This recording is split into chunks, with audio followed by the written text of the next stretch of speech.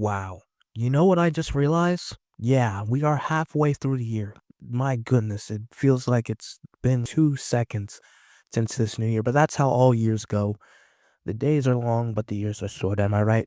But anyway, we have to talk about some of my favorite matches, so I'll get into the first one. Oh, and keep in mind, these are not in any particular order. These are just some of my favorite matches of this year, since this is half of the year. All right, enough rambling. Let's get into this. First match I have is Will Ospreay versus Kyle Fletcher, Revolution 2025.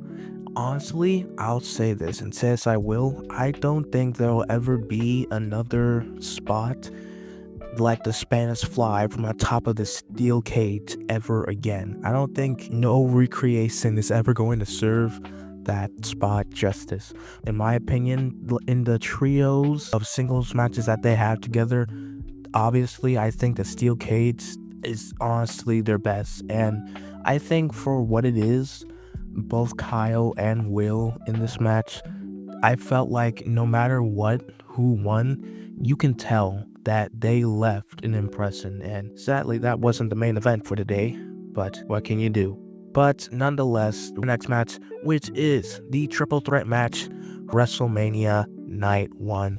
This match to me, in my opinion, served its dues, and for what it is, this whole triple threat to me in some moments felt like the story of the many. It's told so much in just those few moments. The table spots, the fighting in the crowd.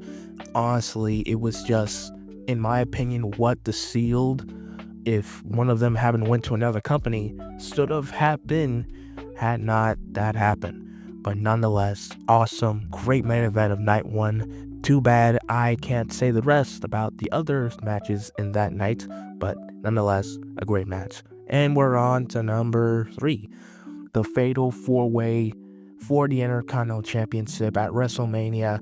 Braun Breaker, Penta, Dominic Mysterio, and Finn Balor. This match, in many ways, just like many Fatal 4-Ways, it is up there for chaotic, blissful, deceitful, and almost jaw-dropping moments.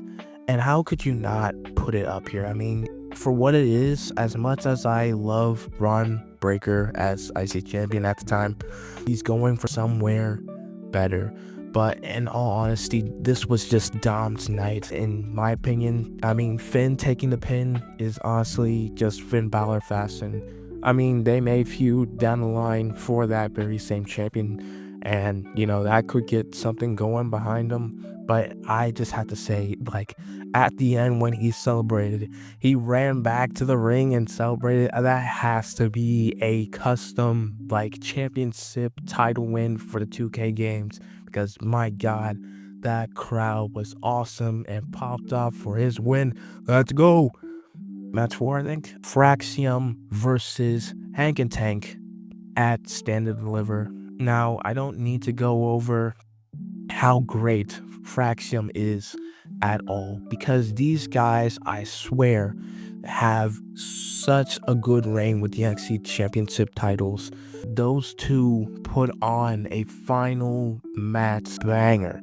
Not only just a great tag team, in my opinion, it felt like they had something special, you know what I mean?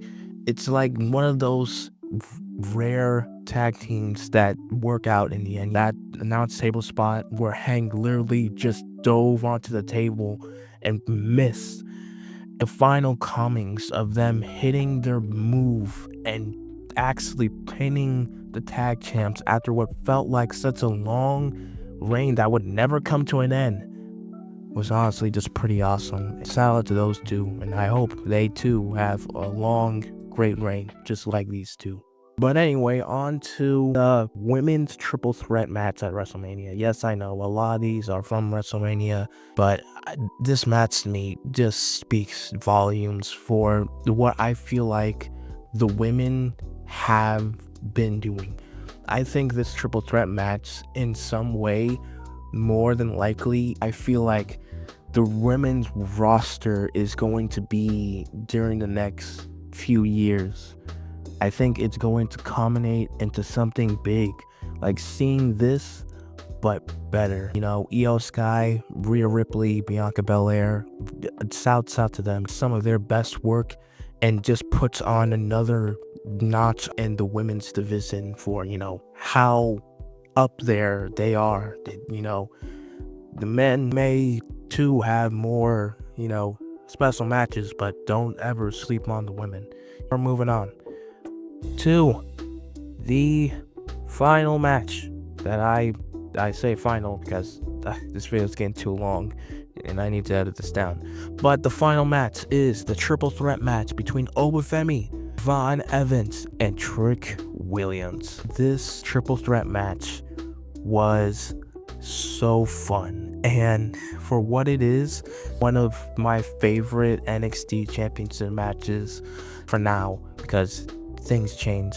Von Evans takes the MVP for just absolutely just having combos and just jaw-dropper, high-flying action. It could have ended at any point, you know. Trick Williams, honestly, that trick shot and the referee being stopped by Oba had me going off on so many times.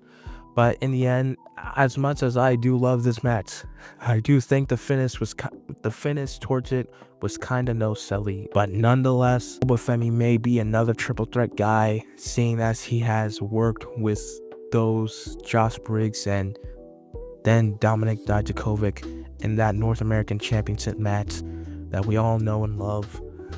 Just a great match all in all, and I'm still hoping Obafemi for the new longest reigning NXT champion. Come on, he can surpass Adam Cole, baby. Only like 247 more days to go. Come on, people. Woo, woo. But until then, check out my videos and STARZ